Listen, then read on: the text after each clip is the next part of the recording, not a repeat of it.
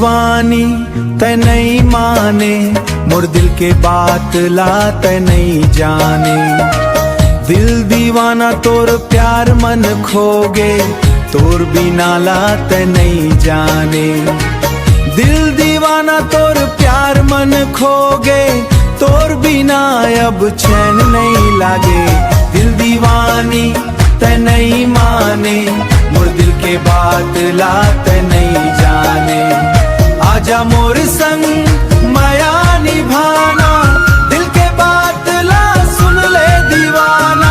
दिल दीवानी तै नहीं माने, मोर दिल के बात ला तै नहीं जाने।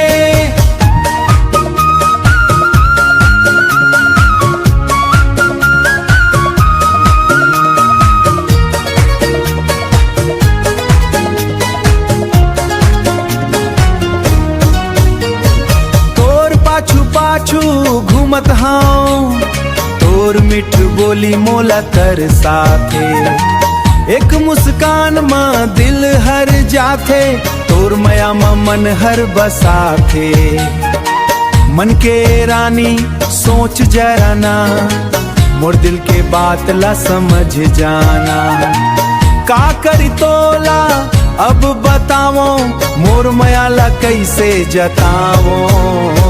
दिल दीवानी तै नहीं माने, मोर दिल के बात ला तै नहीं जाने। आजा मोर संग माया निभाना, दिल के बात ला सुन ले दीवाना। माया होगे तोर ले मोला, दिल में हाथ रखा कही दे मोला। राजा रानी बन के रहीबो, जन्म जन्म संग माया करीबो।